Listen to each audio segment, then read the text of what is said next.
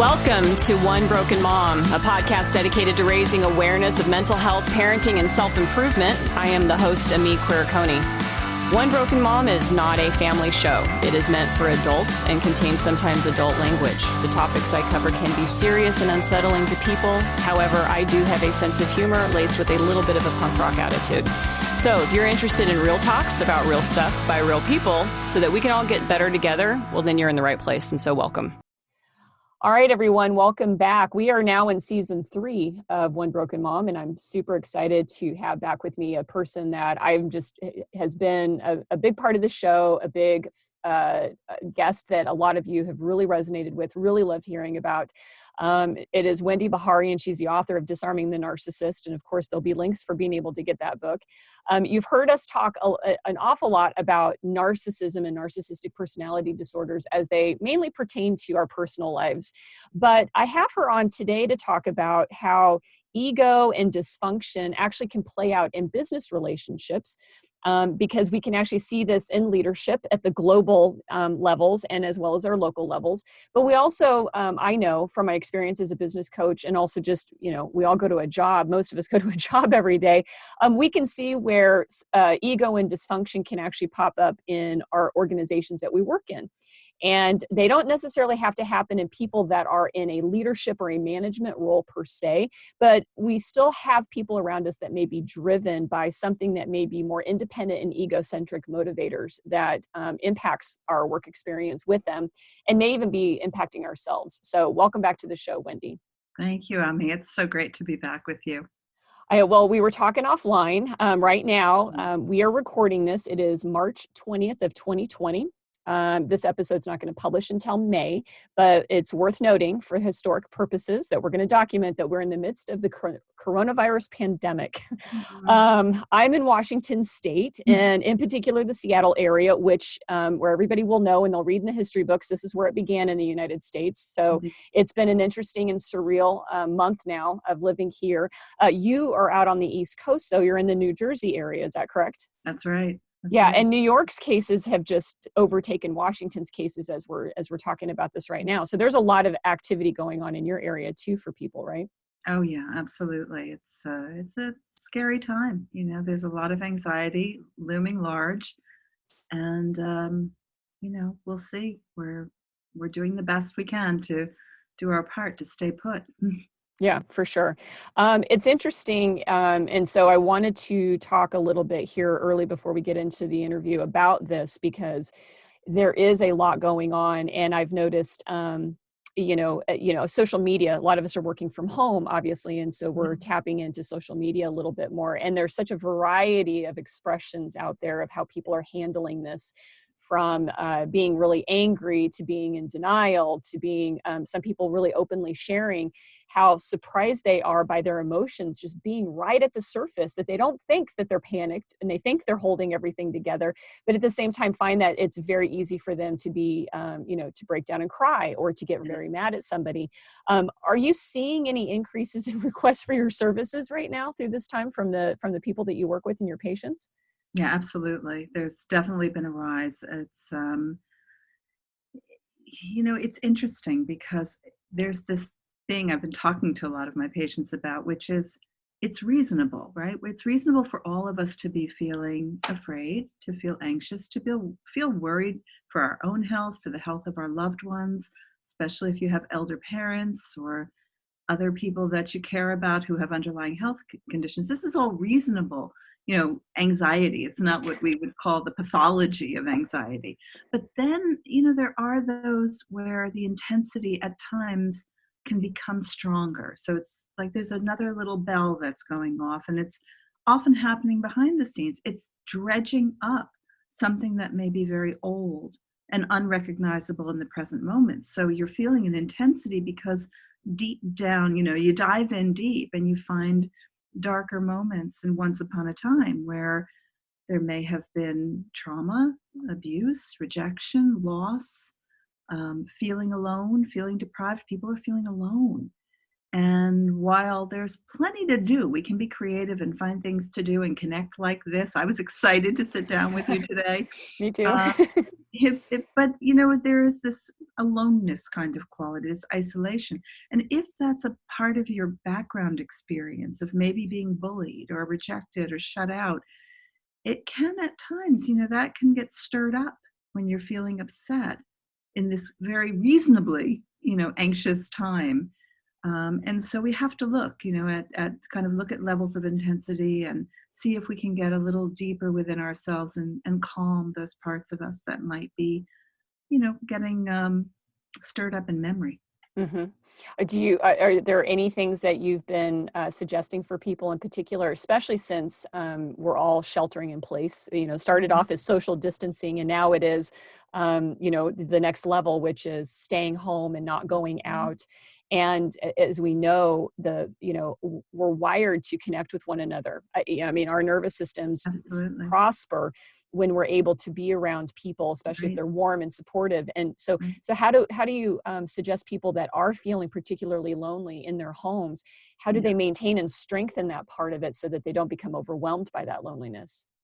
To whatever degree if they can connect like this on, through virtual experiences, get on the phone, talk to people, connect online. But also, if you're really, you're doing all that and you're still struggling, there's this beautiful strategy called sensory experience where, you pay attention to the fact that something in your body is sending a signal that feels a bit unbearable in this moment.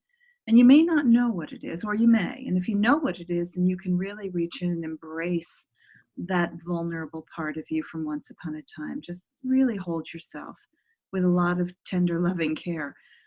If you're not quite sure what it is, you can take a respite just by noticing where you're feeling it in your body, right? Where is that intensity coming up? Where is it up here? Is it in my gut? Is it just in my head? Where is it? I'm tense, I'm a little nauseous, I'm upset. And look for a place. I mean, this is a beautiful strategy from a colleague of mine who's really an expert in this area of helping people when trauma gets triggered to look for that place in your body that's still. So while I have all this upset that I'm feeling in this moment, where is that place in my body that's actually calm and still? And it might be your little pinky. Mm. So you can just take your attention over there to your little pinky and just stay there for a moment and notice the stillness and the quiet and take some breaths and the peace in your little pinky. And then just slowly you can slide back into that distressful place and, yeah, still pretty upset. Slide back again, bring your attention here. There's something very empowering when we direct our attention to the places in our body that are calm, Mm-hmm. and we stay there and we come back and you just sort of change direction. It will subside in time. It's hard, and I think we'll all need practices in just breathing and connecting as much as we can with others and noticing our body and remembering our little selves that may be getting somewhat tormented during these times because of memories that are getting stirred up. Mm-hmm. Oh, for sure. And with the added pressure, there's this entirely large dynamic of where some small populations of people are more vulnerable. They Mm. happen to be parents for some people. Yeah. And so if you have I think a complicated relationship with your parent, and now they're in a vulnerable state, I can imagine that just really churns up a lot of really complicated and stressful emotions Sure. about like what to do. How should Sure. I do that? And in my experience, personal experience, dealing with where the narcissistic personalities have weaved in and out of my life, um, sometimes they do originate in the home. That's where they began, and then they carried out into all the other personal relationships thereafter. Yeah. If we're dealing with somebody that is of that mindset right now, I would imagine their demands have increased dramatically at this point in time, especially if they're concerned about their own safety and their own well-being and their own needs, right? Before, these were people that were really needy to begin with. And now you've got this amplified in some ways. How do we fortify ourselves even more in a time like Mm, this? Because this mm, can be, I think, that's that extra level of stress that not a lot of people really think about outside of mhm. that. But I know for the Yes, people listening to One Broken Mom, this is sometimes their reality. They've got absolutely. that worrisome parent now who's now even more so. Yeah. Yeah, absolutely. And they can be more demanding, and that parent can be actually feel entitled to have your full attention and cooperation at a time like this, as is kind of what they've always done, but now it's ramped up, as you just said so beautifully. And you really have to ask yourself that question: what is the cost to me? What is the consequence to me of stepping beyond my own boundary now? If I don't reach out, will I live in the land of regret? Will I be able to bear that? If I do reach out, will I be lambasting myself for having crossed that line that I promised I would never break? I'd always keep that limit intact, and I've worked so hard to form that limit with this very difficult narcissistic parent. So it's really engaging in a very thoughtful dialogue with your healthy adult self. But this is the key. You want to be sure that it doesn't become your little self, your most vulnerable self, who's engaged in this conversation, because then it's a no win. For your little self, it's all give in, submit, get stepped on again, be taken advantage of, feel lost, feel disempowered. This really has to be a thoughtful decision executed by your healthy adult self. So you want to check, stop, breathe, make sure this is the adult you who's taking a look at this cost benefit analysis and figuring out, what can I do that would come from the generosity of my heart just towards another human being who's at risk, versus what do I do that might really put me in emotional risk Hmm. if I step too far in right now. Hmm. That's great. That's good. Because a lot of us are definitely vacillating much more between little self, adult self, and little Yeah. self, adult self. Yeah. One of the things that I have had to, and this actually started, and not a lot of people know this. In fact, very few people, except for some folks close to me. As we're part of our conversation today, is going to be some things that are going to appear in a book that I have coming out later in 2020. Mhm. Nice. And when I found out the news that the publisher had accepted the proposal and was ready to help me bring this dream to life, I started with a big high point, followed by a complete low point, because I was used to the script in my head of, you never get anything that you want. Mm. You can hope and dream all you want, but eventually it's going to, like, you're never going to get it, like you're going to die. And I literally had those thoughts, like right after I got it, that I was probably never going to live to see my book being published. And so now there's this pandemic out here, and I'm just like, biting my nails. But I've had to, and everybody's like, karma doesn't work like that. It's like they're unrelated, so don't worry about those kinds of things. Mhm. But there is this, for people that have maybe thoughts, sometimes that was a survival tactic for me, or kind of a reality for me of disappointment, that goes back to childhood. And so when we're confronted with impending doom and death around us, whether we're, a factor in that or not, that can also kind of start to conjure up those things of Oh, yeah. disappointment can feel like death, I guess is what I'm saying. Oh, And yeah. and especially as a child, that's how it's sensed, is everything dies. My ideas die, my dreams die. Who I really am going to be is never going to come to life. It's never going to come to fruition. And then when you have Exactly. death really laced in, it seems like that could be a part of that underlying anxiety that people end up fearing. And I feel like for me, that's why some of my surfaces are, my emotions are at the surface really close, because I'm battling back down those unfounded childhood fears, Mm, mm, from things. And I don't know how many other people might be feeling a little bit mm. like that as well. That is an absolutely beautiful example of what I was saying about how our earlier experiences get caught in the mix at times like this. We call this pandemic a condition, for activating those types of early experiences. And then it becomes really complicated, as you just described so well. It's, is this my punishment? Is this my ultimate punishment? Because I knew one day I would just be punished. I know that's how the world works. I knew it was just a matter of time before I would be all alone and lost, and ultimately, dead, punished for being the bad, unlovable me that I felt when I was very little. And wow, this is that condition that can reach, and we call it like the fertile soil for our early maladaptive schemas, right? These life themes that have been in there, maybe even embedded for such a long time that we've forgotten about them, thankfully. But Mm-hmm. now, under this condition, they get reawakened. And here we are, like as you just said, now I'm not going to live to realize my dream. It was bound to happen. And it's sort of like this predictor of truth and life that comes, and we have to really pay attention so that we can say, no, that was then, and it wasn't even true then. What was Right. true then that I was a little thing who was a victim of circumstances that were horrific and unfair, and I was burdened, and it wasn't just, and I survived it.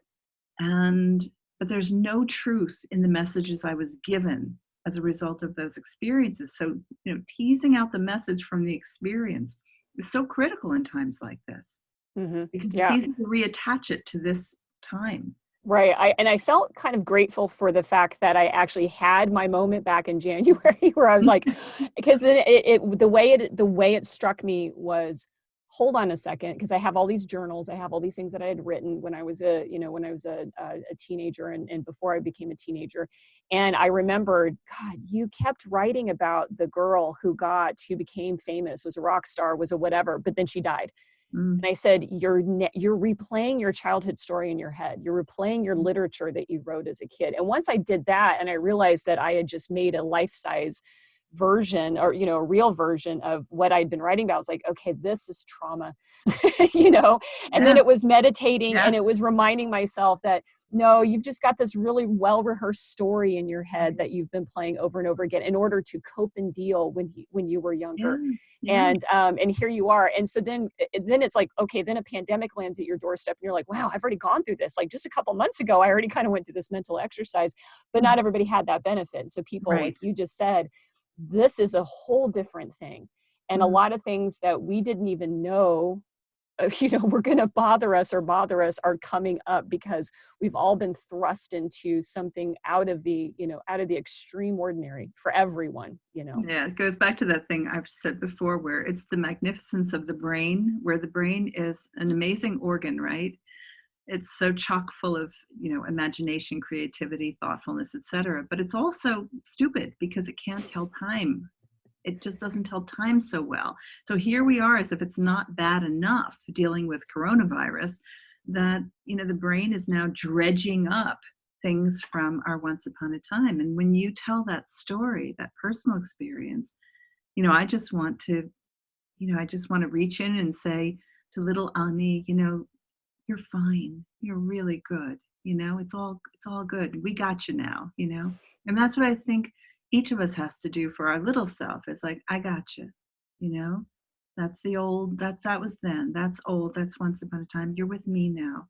And yeah, it's a scary time right now, but I'm here and I'm a grown up and we're going to do everything we can to be safe, Mm-hmm. right? It's not your fault, and it's not, you didn't make anything bad happen, and not, I'm not going to let anything happen to you. The same way we would speak to our children, if we had little ones, the way we would talk to them. Mm-hmm. Yeah. And some people, have that benefit. And like I've said before, that I think that children do help us realize how we should be talking to ourselves, Yes. because we would never say the things to ourselves, to our kids. We know instinctively that, that's not what they need to hear. Mm. Well, I'd say some of us know instinctively, but in general, we know that we're motivated to protect them as much as possible, but we forget to protect ourselves. So Yeah. now, this will lead into this conversation. I think this is important. And so for everybody that's listening, I'm clipping this out. I'm going to publish this right away so that people between seasons will be able to hear this discussion because it's relevant today. And so then what you're going to hear is probably a replay of this maybe in a couple of months, but then I'm going to go into what we were going to talk about, which is this ego and leadership. Yeah. And so the stress that we've just described is undoubtedly going to creep up in work. And so what do you recommend for organizations and businesses to handle and address the mental health concerns and the mental well-being of their employees during times like this? Because I think Some people isolate business brain from personal brain and think that we can just leave everything at the doorstep. But right now, businesses have this new complexity on top of them with their employees, staff, all of us going through whatever versions we've got going in. So do you have any advice for companies right now with handling a workforce that's under a lot of duress? Yeah, now more than ever, I think the word empathy, which I'm an empathy junkie and I always talk about empathy and the power of it. But I think now more than ever, everyone needs to engage, especially leaders and people running organizations. They need to engage in empathy. I mean, look at leaders are going through it too. People running their own companies are experiencing a lot of fear and worry. We've got to remember that, the employees and all the people who come in and make for this whole that comes together, there's a lot of suffering going on. And we want to take our time to try to imagine getting into the bones of someone else's experience and know that there's fear and there's doubt and there's worry and there's real crises for so many people who just are not quite sure how they're going to put food on their table or pay their bills, how they're going to readjust. It's that whole, transitioning when we get back to work, transitioning into being among one another again. And it will be strange. And there will be tendencies towards, fear and the fear of disruption or the rug getting pulled out from under us once again. So I think, lots of empathy. If I were, encouraging leaders, I would say, have some roundtables, sit down with people, host some opportunities just to talk and share what it's been like and what you need to feel strong and fortified going forward. Find out what people need. And I don't mean just the tangible things. What do they need in the way of just reassurances or, thanks for being there. Thanks for hanging in there, something that might provide encouragement in a sense of, I see you and I know you. And I know this is a hard experience to live through. Mhm. Yeah, that's a great idea, especially now that a lot of companies are figuring out how to do web conferencing for the first time. So out of Yeah, necessity, but it is an opportunity. And I've encouraged other people to do that, instead of just talking on the phone, FaceTiming more often. yeah, I know the nursing company that I work with during the day, was relatively resistant to web conferencing. I kept pushing it for quite a while. And then now all of a sudden we're all getting online and we're all getting past our fears of being seen yeah. without our makeup on or in our sweats and, You're right. and all that other stuff. But your point of being able to bring people together, maybe periodically to just touch base face to face with as many people as Yeah. possible in your organization is really, I think that's a really great idea. So if anybody listening there, if you have opportunities to do that, find ways to reconnect with maybe some of your customers even, or definitely within your people in your company. So this is going to start to tie in. We talk about the concept of ego and somebody who may be more easily wounded if their ideas are not heard, or they may be too controlling and forceful, even on days without pandemics afoot.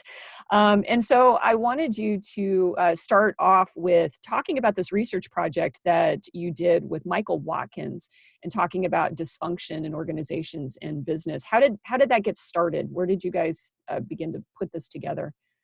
Well, Michael is an extraordinary man in terms of his work in leadership and coaching leaders and dealing with the whole system of onboarding and people transitioning. And so we began talking. He was very fascinated by schema therapy, had done some reading on his own, and was interested in how this might apply to leadership. He was interested in my work with narcissism and was also interested in how narcissists end up in leadership roles so often. Not all of them, but many do. And so we began just kind of thinking about this together, looking at leaders. He actually installed the inventories to take a look at common life traps or schemas, as we call them, that might be get in the way of leadership. On the one hand, may also be in part responsible for the success of many leaders. If you have, for example, what we call unrelenting standards, meaning these incredibly high standards where nothing is ever good enough and you can always do better. Well, that can make for some incredible leaders out there because they're always working hard, trying harder, doing their best. By selection, they're typically among some of the brightest.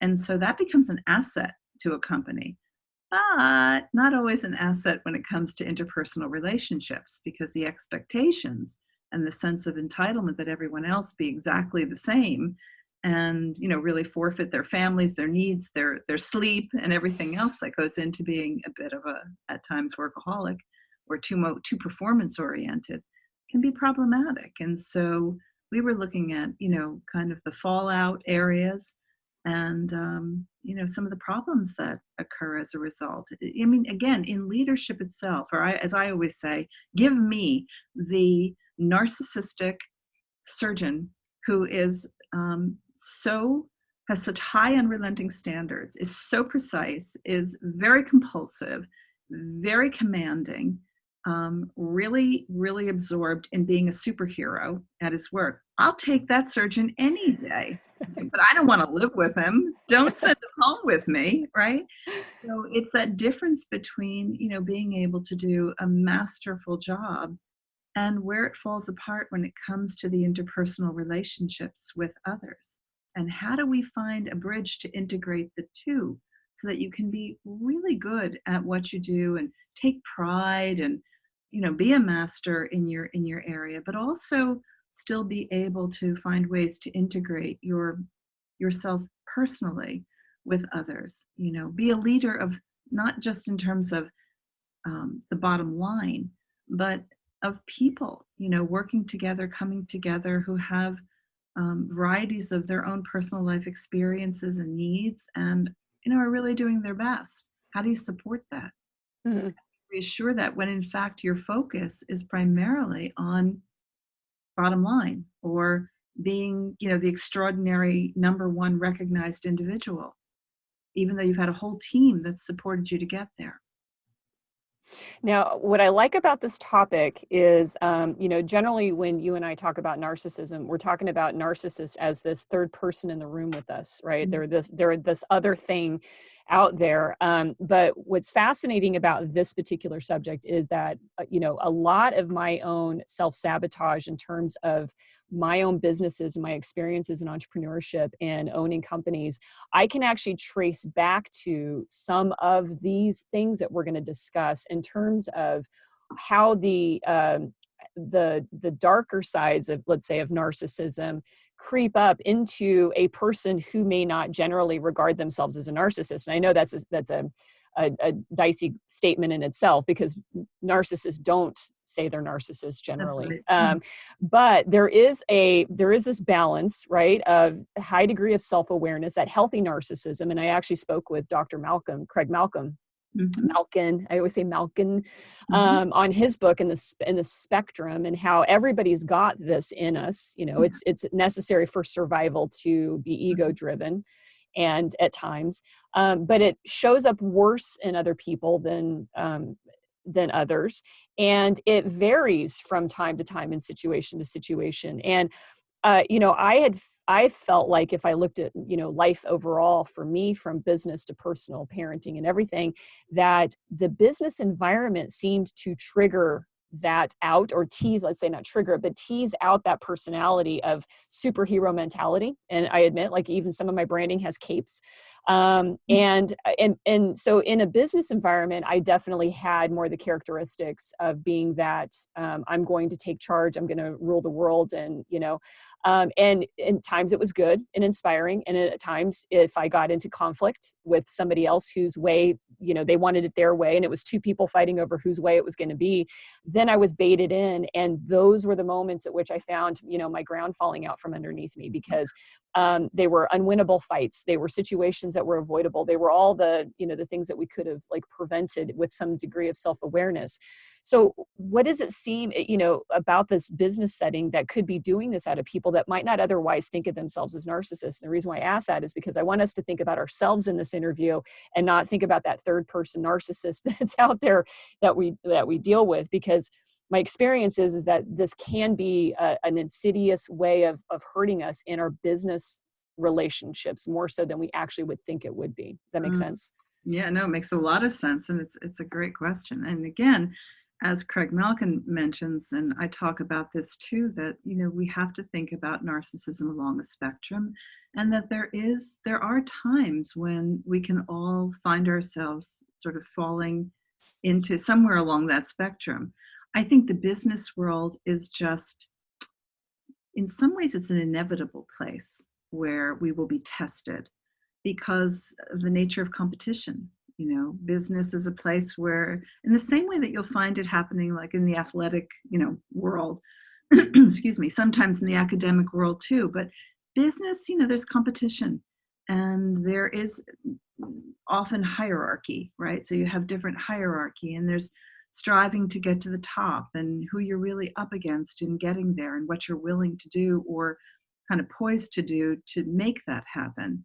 And that's where narcissistic type of traits, or even just forget the word narcissism. Let's just think being highly self-absorbed, highly self-focused, a little too self-directed, where you're not having that balance of me and others, can get in the way. And it can lead to sometimes incredible outcomes, but at what cost to your relationships with others? At what cost in terms of the impact on others? And again, there may be no intention to do harm, and yet, the outcome can still be harmful. So we want to be careful. We want to be aware that this is a competition. When you're in business, you are, whether you like it or not, you're competing. Right. Sometimes you're competing with yourself, and so that can be another issue. Yeah. Yeah, for sure. I mean, they're called competitors. Yeah. Right. They're your competitors. So Right. yeah.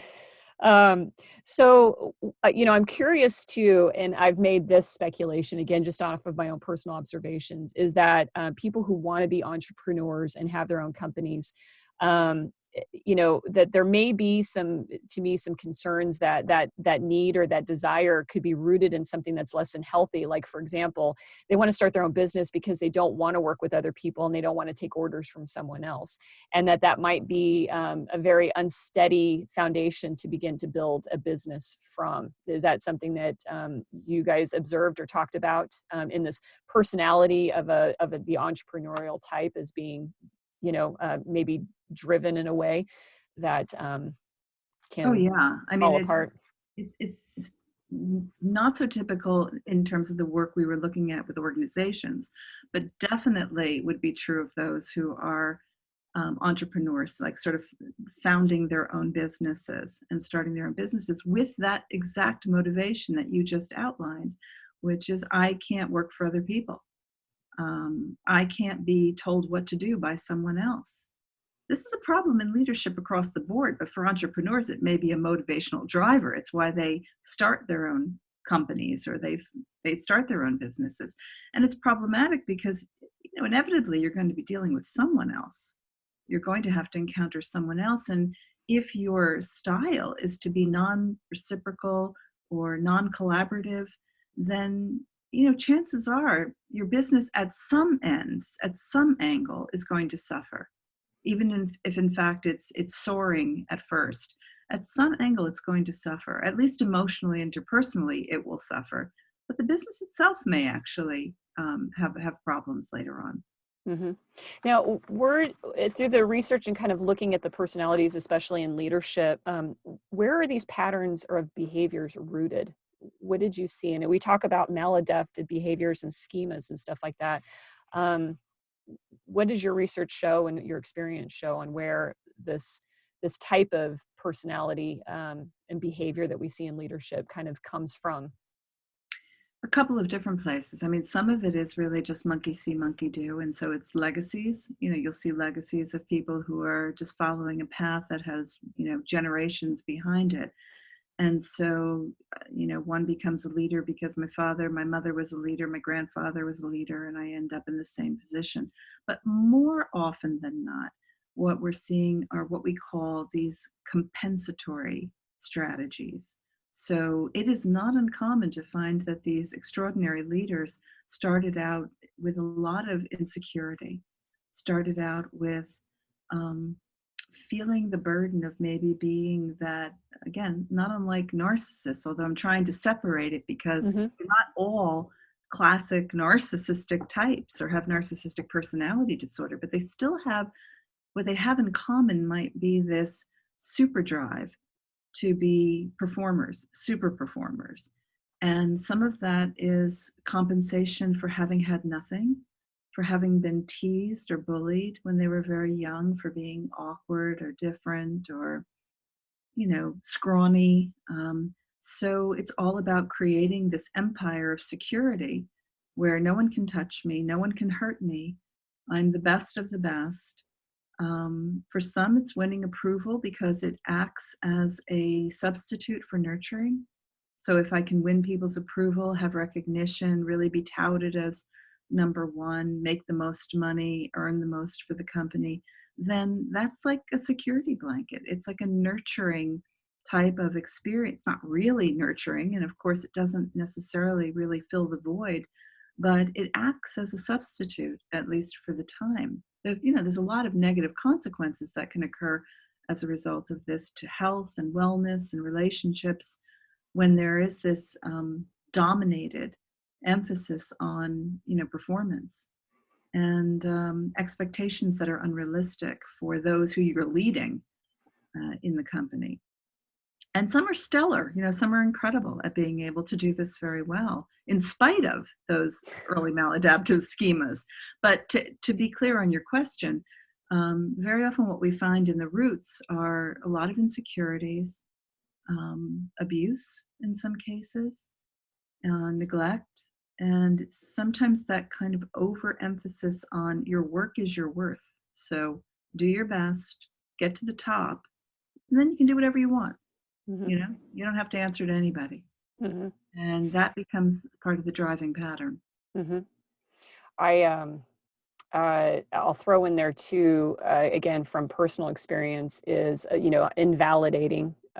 So growing up and one of the topics that we've talked about here is emotionally immature parents and being, who your genuineness is being disregarded and just kind of ignored out of the need to manipulate you or get you to fit a little bit more tightly and nicely into a box that the parent needs you to fit into because they don't have the tools emotionally to, kind of let you be who you are. And I know for me, that was a very, resonant theme in life of feeling like at the end of the day, like, my own family didn't really know me. Like they didn't, there was no effort. They didn't seem to try. They didn't know what to do with it. There was an issue of some intellectual differences. When I was identified as gifted, that actually made it hard in my family because then it became a point of being teased for that. It became a, I don't know what to do with this child, kind of thing. And it became very isolating. And so I feel that everything that you talked about there is something that drove me at a very young age. Like I said, I've journaled, and at the bottom of my journals, it was really sad for me one day to go back and read through them and see at the bottom of someday I'll show everyone. Over and over, like at the end of the day, someday I'll show everyone, because that was my drive. The birthplace of my drive was feeling like I've got to do something bigger and better each time for somebody to finally see me. And so when I excelled in athletics and when I excelled in academics, and that got put up on the refrigerator magnet, that was about the only time that anything I'd done I felt had been acknowledged. And so, like I said, I then carried that into what I did in business as, I need to keep proving. And if anybody didn't listen to me, after I'd thoughtfully considered all the scenarios, I took that as a personal attack. And that was, I think, probably one of my biggest things that I had to deal with, was being triggered at work by invalidating comments or people that reacted disproportionate to the situation. And I had no idea that I was just getting pissed off at my family all over again instead of, and the employees around me and stuff like that. And so how does somebody, when they kind of look at that, like, and I'm glad you're talking about this isn't a narcissist, although I had said, like, yeah, I behave narcissistically, definitely. But I appreciate you kind of couching this as that this isn't a narcissistic personality disorder. to have these drives that get in the way of these relationships, to want to do something and to be really good at something and to be special at something doesn't mean you're a narcissistic person or Exactly. a narcissist per se. Right. We can all have narcissistic moments, even. And that's just part of the human condition. We can all fall into that trap occasionally or have that as a coping style from time to time, but it's not a narcissistic personality disorder. And again, there are, you mentioned earlier the healthy narcissism, which I look at someone, I look at leaders who, well, even you, look at you and what you're doing, leaders who are inspirational, who are working to lift other people. So it's more than just driving a business. It's also designed to lift other people. I write in my book about Oprah Winfrey. Sure, she's a tough lady. She's not going to take any crap from anybody. She'll set the record straight. And she had a rough life, so we can see how this evolved over time. We can see some of those mechanisms at work in her survival system that took her right to the top. And it explains, the leadership development.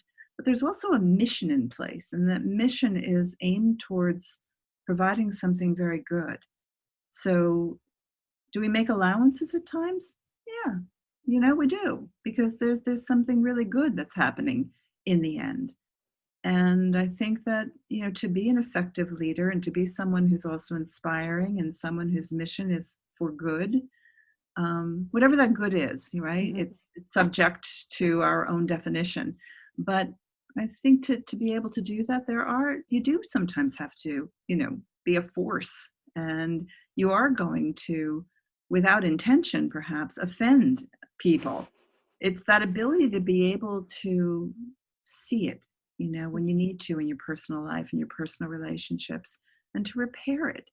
Like in the words of John Gottman, who talks about relationships, and he's such a hero in the world of relationships and parenting and has done the research for, 40 years or something.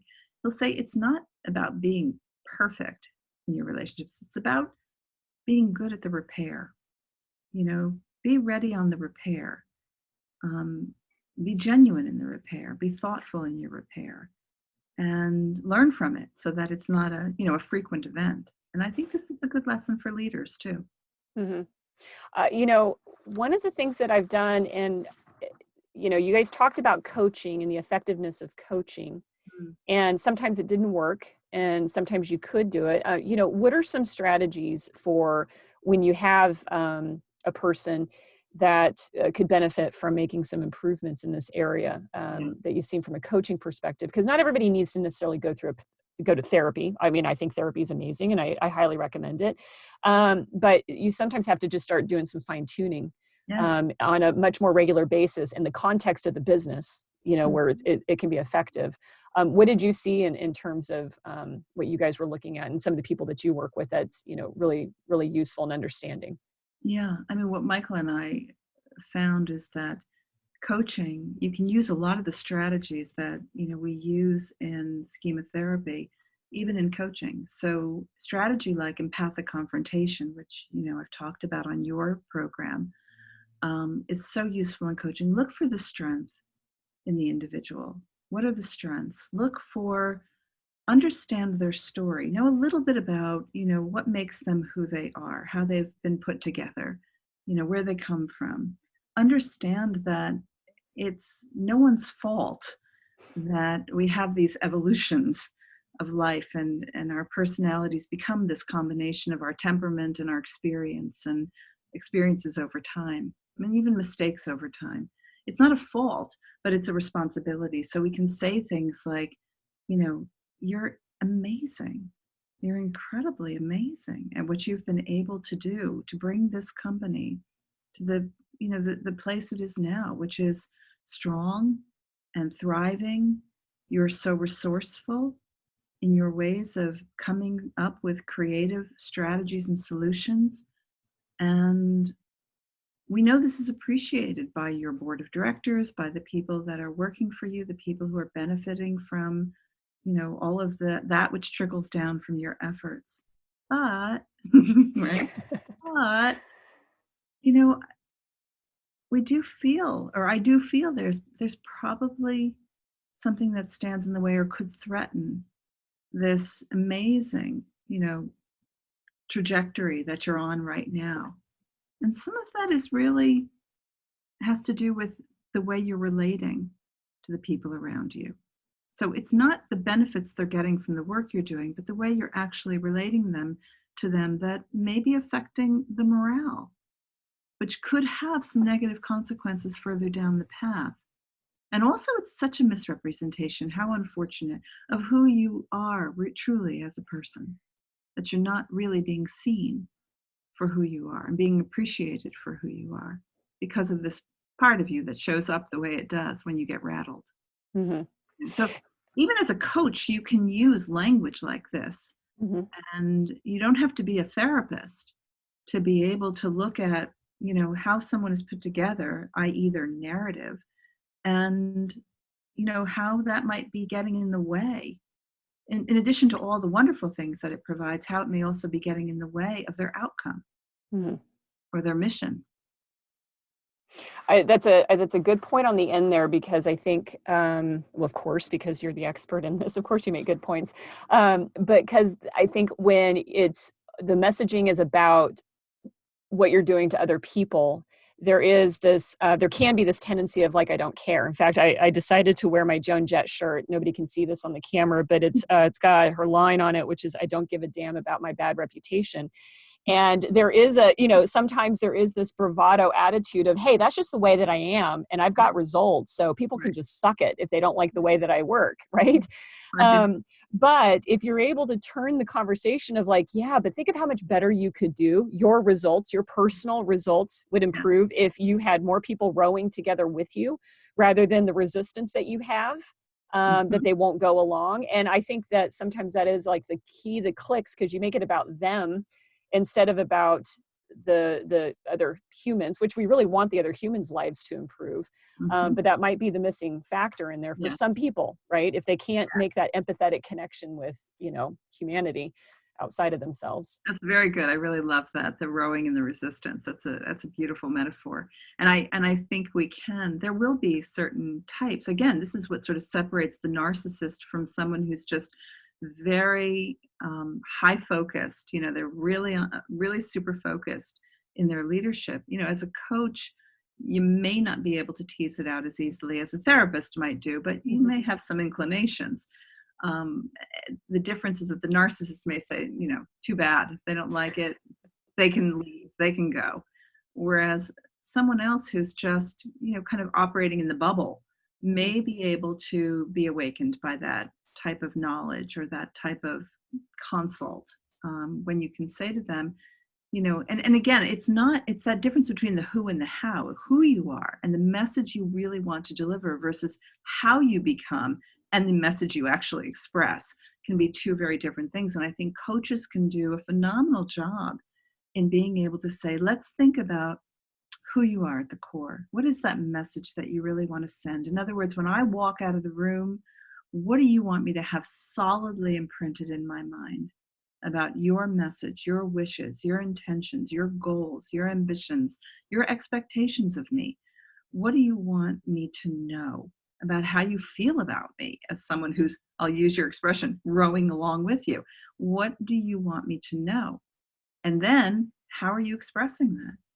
What part of you is actually showing up when you send that message? Is it clear, or is it a misrepresentation of the actual message itself, which it often is, unfortunately, because things like anxiety and fear and distraction, or I shouldn't have to take the time to figure out how to say this clearly for you. You should just know what I mean. I shouldn't have to be careful with my language. If I'm in a bad mood, I can just let it fly because I'm the leader. I'm in charge. And here's where ego can become problematic in these moments.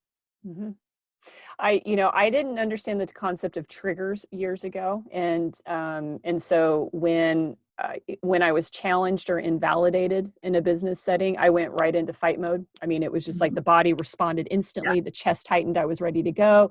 And obviously that's not the case today. But what I do find is interesting, and I want to point this out for people, is that even when you understand triggers and you even start to understand your own personal behaviors, the challenges don't stop coming. Meaning I still feel my body tighten up or my chest tighten up in certain circumstances. The difference is that now it's my first sign to take my time, to stop and not react. But I haven't discovered that, I just don't let things bother me. Well, they bother me still at that very instantaneous reaction. And those are the ones that I go, man, this is deep. This is a big wound. It's probably not going to go anywhere. So what am I going to do instead? As my self-aware, mature person here. But like I said, figuring out seeing now all the times in which I was actually triggered in life, and I was triggered in the business sense, it's been astonishing and, a little bit overwhelming at times. But like I said, now the triggers are the calm down moment and slow down, don't do anything until I can figure out first why, where did that signal come from? What did I just hear that made me feel this way or what did I just see in someone's body language that made me, go to that? Because again, mine, like you said, comes from this invalidation. So usually it's related to somebody making a statement or a comment that generalized what I meant or dismissed what I was saying because they didn't actually hear, in my opinion, they didn't hear what I was trying to communicate, which then is like, okay, well, maybe you just need to restate it in a different way, not get angry at them that they didn't hear you the first time. That's the maturation there. Exactly. But sometimes the response is to do nothing. And that's what I've learned here is sometimes I can get triggered. I can get a little upset that no one's listening or they're not hearing what I meant to say. And again, it comes back to, does it matter? You have to ask yourself, is this the hill we die on today or not? And then sometimes it does warrant for me to sit there and go, okay, that what's going on here is there's a person bullying another person in the meeting or someone else is acting disproportionate. And I do need to be assertive, but I need to be assertive and productive, not aggressive and hostile. And so you kind of balance and so that's been fun in business, is getting to that.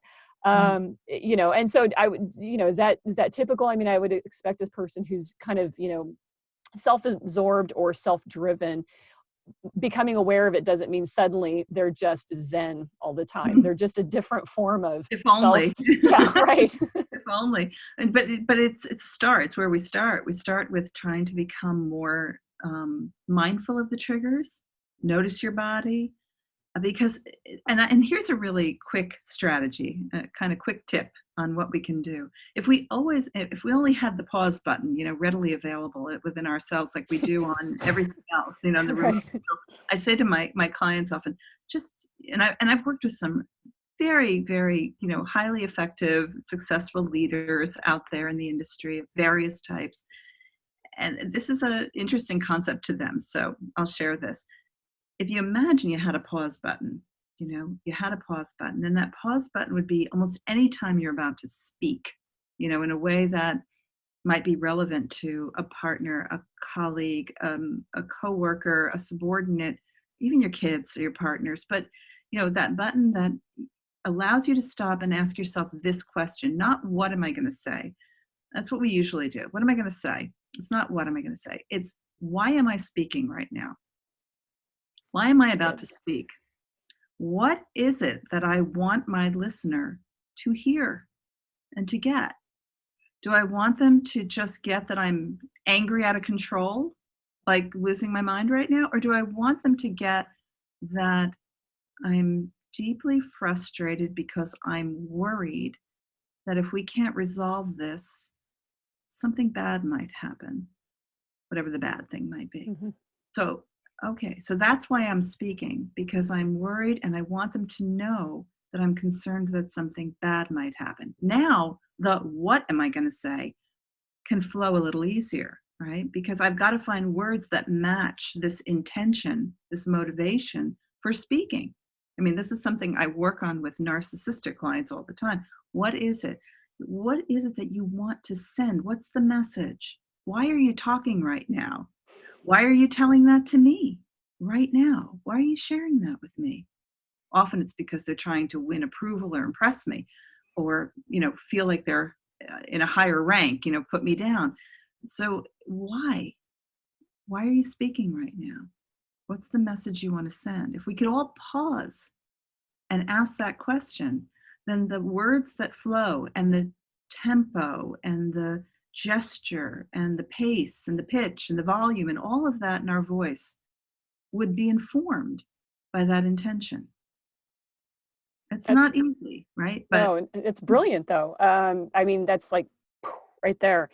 That's the right, that is the right question to ask, because I think sometimes it's a tendency, right? If we respond right from, excuse me, the emotional state, mm, that's usually where we can trip up or say something we with consequences that we didn't mean or intend, right. hurt someone's feelings. Yeah. But as you're talking about that, I was like, yeah, that's where I learned that sometimes saying nothing was the right answer, because Yeah. I want to say something, but what I want to say is I just want to prove that they're wrong and I'm right. And then really quickly assessing that, is that relevant to what's going on in this room right now? Mm, Like, do I need to do that? Do I need to show off at this point in time?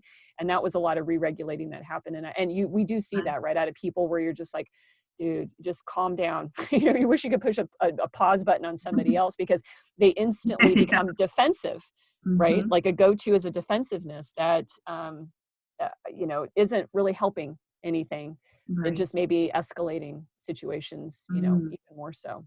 absolutely. Yeah. And we can confront almost anyone when we know that we can tolerate the reaction of the other, the one we're confronting. So, even if it's someone who has, we've said it as beautifully and thoughtfully and eloquently as possible, and the reaction is, what are you trying to make me feel stupid? What are you trying to act like you're superior? You get that Mhm. reaction. If you have some appreciation for what you're up against in this individual, and you know that they don't have a pause button yet, they haven't installed one, then you can tolerate that. If we can tolerate anything when we don't let it become personal to us, and we recognize that they're struggling in their own space right now. I don't like the response and it doesn't feel good, but it doesn't knock me over.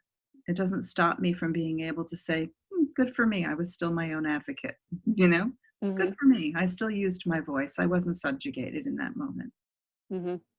Now, there's like I kind of bucketed this in two different types of, which is terrible. I mean, we don't exist in just two buckets here, but I think of the way some of this dysfunction or maladaptiveness shows up in us, that is self-focused. Is we've either got the person who drives and pushes because of their unrelenting standards and they think everybody has to do it their way, and on and on and on.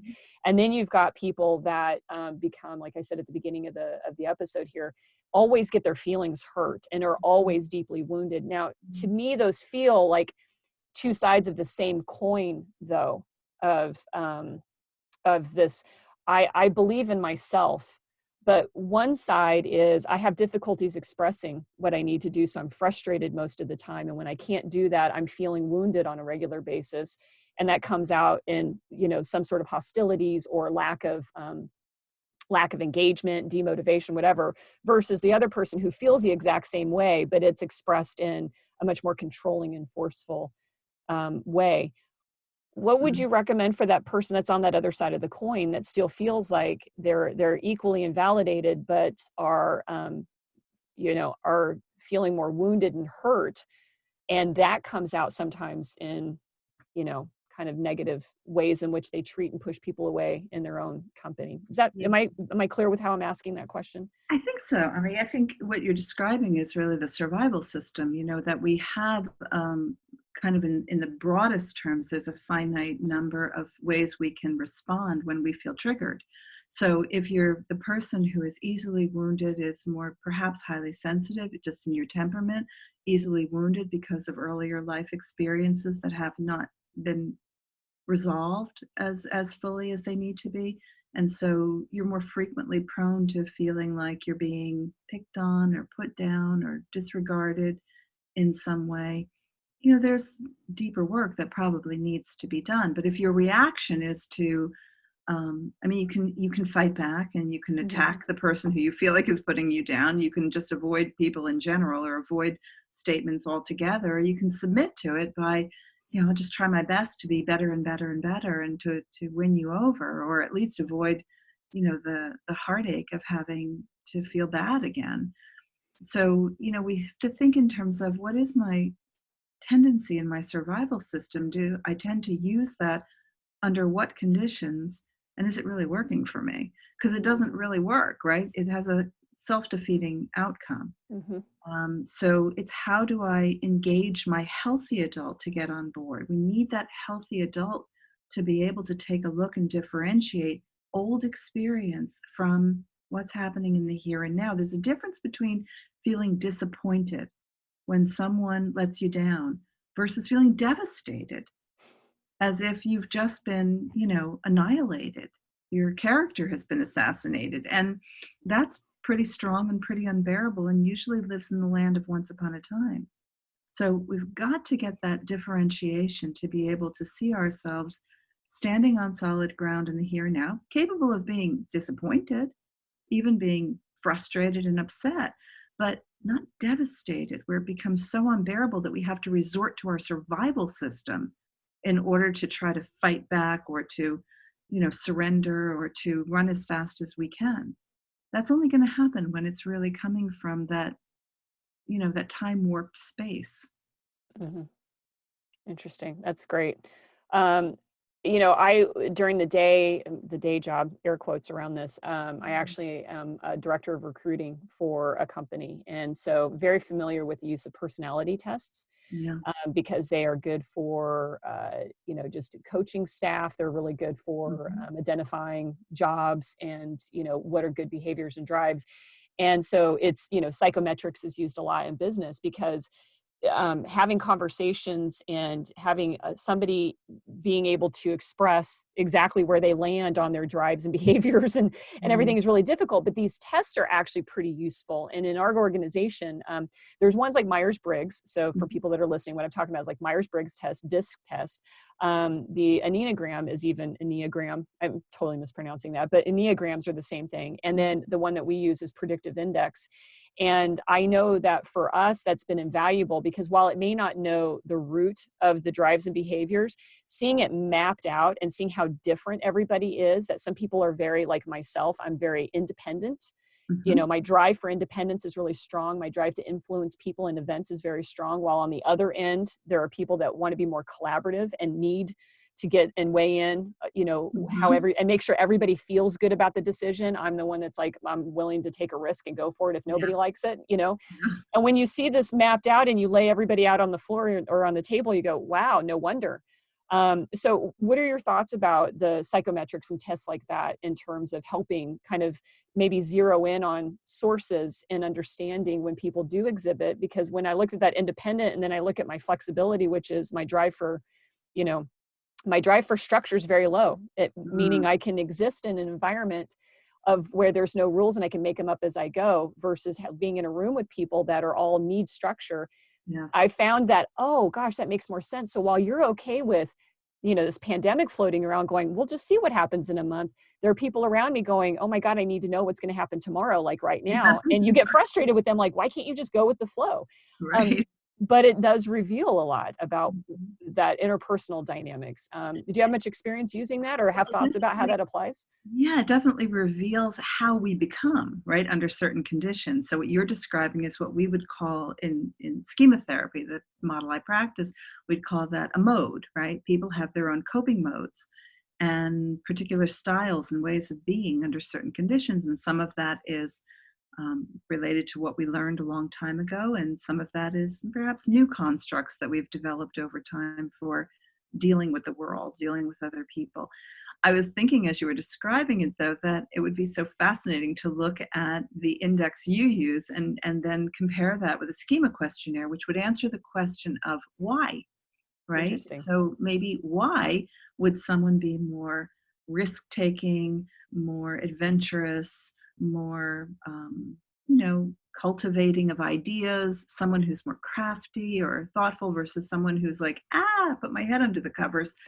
If you look at a schema questionnaire, you might be able to look and say, ah, that's so interesting, right? That, here I am when I look at my schema questionnaire, I rank really high on deprivation, emotional deprivation, meaning maybe emotional beliefs like I can't count on people to be there for me. I can't count on people to really know me or support me or guide me or protect me. And so look at me. I've developed this side of me that's like, I can do it all. I'll take care of me. I'm super autonomous. I don't have to look to anyone, right? And that's not so surprising. You can also have someone who emerges from that particular type of schema with the I'm just going to hide, or I'm going to ask everybody to take care of me. I'm going to make sure I cling as tight as I can and not let go because, if you let go for 1 second, they disappear. And there's the survival system at work again, right? Mm-hmm. So it'd be fascinating to pair up the two. I mean, we do have a mode inventory, which sort of captures some of what you've described. But yeah, I think it's interesting because we're looking at narratives like, why am I who I am?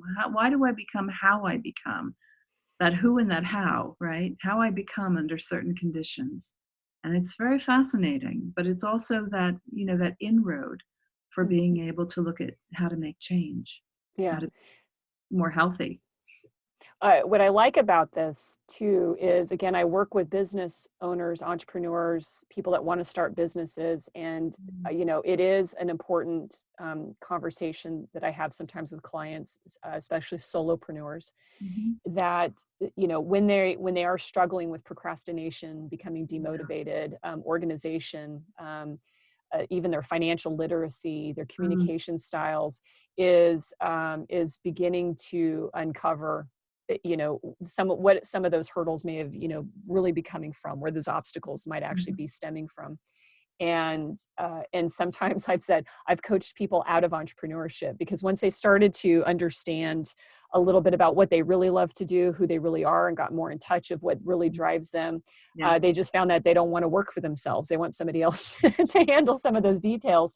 And or they go into a different field, altogether, because they were, putting forth or playing out the schema or the role that had been laid before them, and didn't realize that they had an option to Mm, I guess mostly in family dynamics, they didn't know they had choices. They just thought that, mhm. what they had was what they had. Now, is your schema model questions, are those available for people to take? Is that something, or do they have to work with a therapist like you to have it Yeah. administered? There is a version of the test that's available through Reinventing Your Life, which was the book written for the public by Jeffrey Young, who's the founder of schema therapy. So Mhm. and there's versions of that online too. There's the client's guide, which you can read to schema therapy. And there's a version of the questionnaire, which is available in Reinventing Your Life. So yeah, people can take the inventory, and again, you have to really open up your soul to try to be as honest as you can and really look at it not in terms of necessarily what's happening right this moment, but what feels like it's been a trend since you were little, something that may have happened early in your life and occasionally shows itself in your life in the here and now. So, again, because there's a lot of false negatives that show up on inventories, right? Yep. And some of that will come out of just I can't get in touch with it because I've learned how to distance myself from those realities. And some of it is I'm too humiliated to look at the truth about this. So you really want to go to that with a very open heart, honest soul, open your mind, and take a look at what those life themes might be, because they can, as you said, they can get in the way. I had a client who once, with some coaching, he was able to see that while he gravitates all the time towards complex, abundant experiences, he thrives in simplicity. And when you see that difference between your gravitational pull and where you really thrive, as you were talking about the procrastinators, where is he going to do his best? Where is he going to be his best self when it comes to, operating a business or working as a colleague or a team player? Hmm. I think this is all really incredibly important information. And while the ego may be driving the bus, going, "Oh, you can do this, this is your idea. You don't want to share it with anybody else, and we'll just, we'll expand it and make it even bigger." And he says, "But I have attentional problems. I don't focus very well. I tend to get scattered. I really do need people to bounce ideas off of. I really do thrive in a more simple and collaborative environment. Okay, well, there you go. Mm-hmm. So watch out for that ego. That's that's super insightful. Well, I'll have links to those. I'll try to find the ones that you recommended there so that people can actually sit down Sure. and think about it.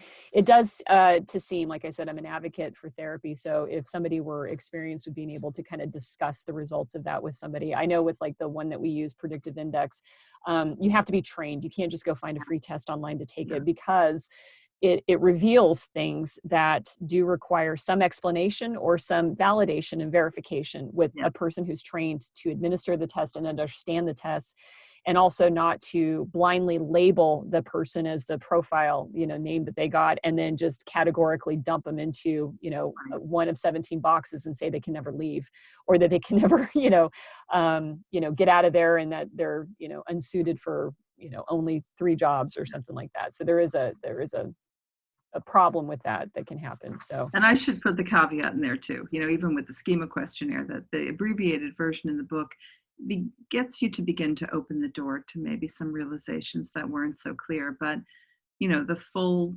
203 statement inventory that we use in treatment really should be done with the facilitation of a therapist to help you to fully understand, and particularly in places where there may be some blocks to mhm, being able to see it as clearly as you might.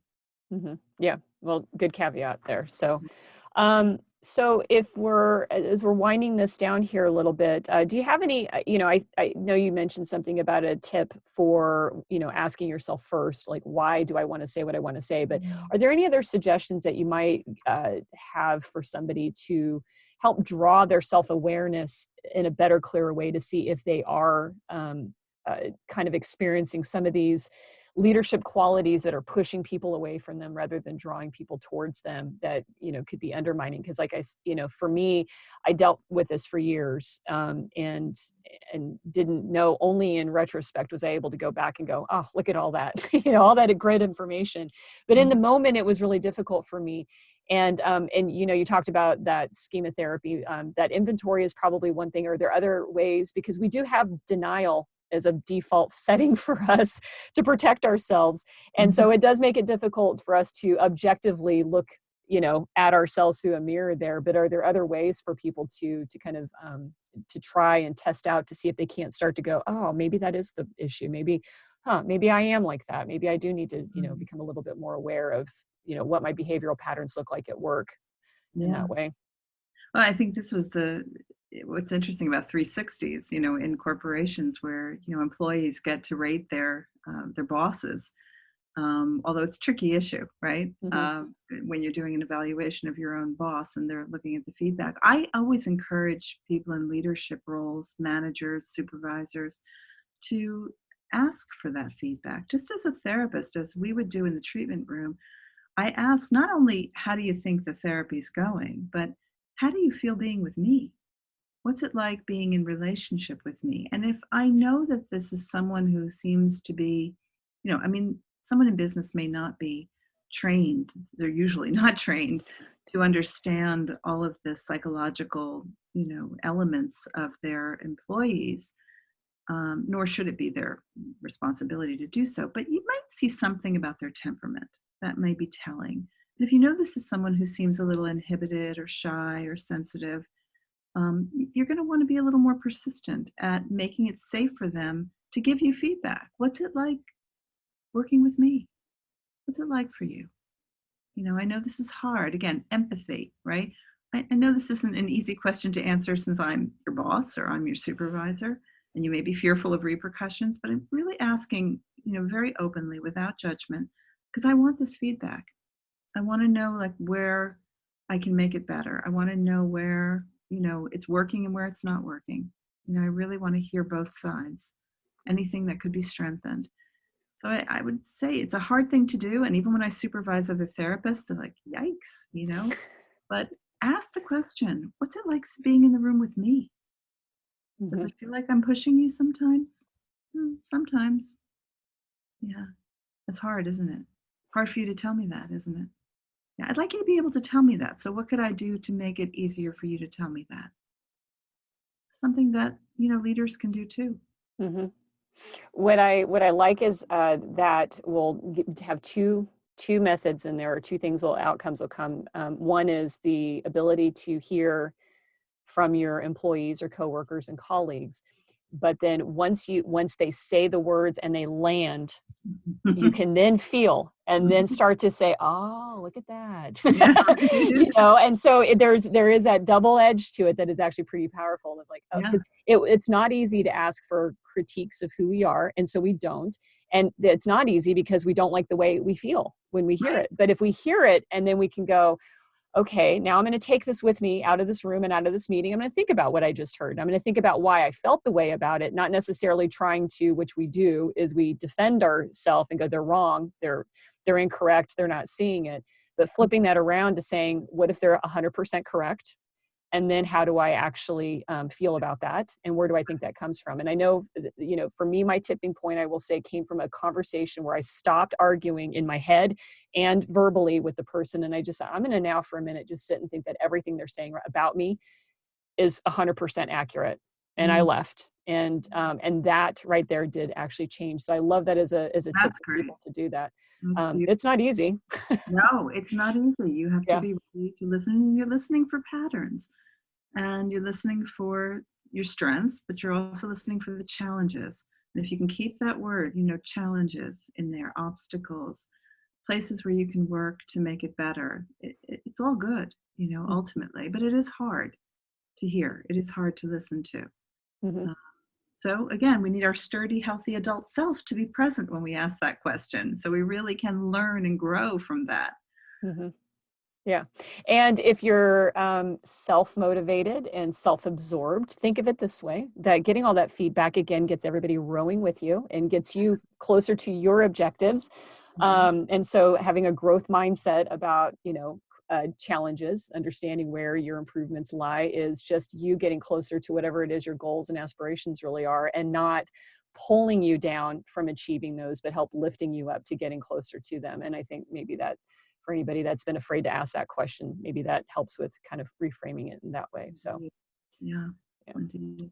Well, Wendy, this has been a wonderful conversation, and and again, like you, I'm really glad we were able to do this. It was feels really good to think and talk about something else other than what's going on outside of our windows at the moment Yeah. here. So, because it will be over, and when we come out, there will be lots of people reentering the workforce. Some people starting businesses all over again. Some people going back with a whole different mindset about themselves, their family, their organizations, and definitely viewing people. And as you noted, I want to point this out: when we re-enter the workforce back again, that's going to come with another level of emotions stirred up and feelings stirred up. And so we're not done with this, rechurning.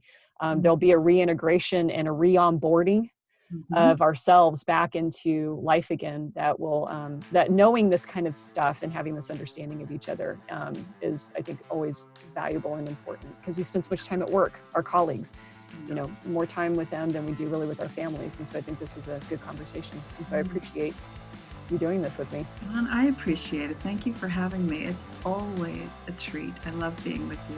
So thanks. Thanks Thank for you. this time. Absolutely.